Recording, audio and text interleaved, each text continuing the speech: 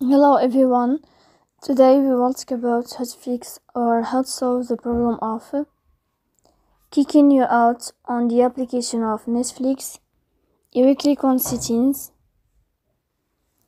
In this page you can click on apps, default apps, app settings. On above you can search about Netflix and you will enter. Then you can click on first stop and you can click OK.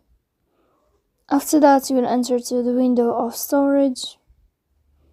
Here you can click clear cache. Don't click clear data because that can delete your account.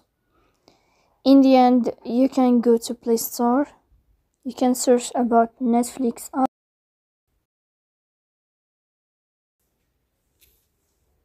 Here we'll click on Netflix. Then you can uninstall your app and you can install it again. So please don't forget to support us.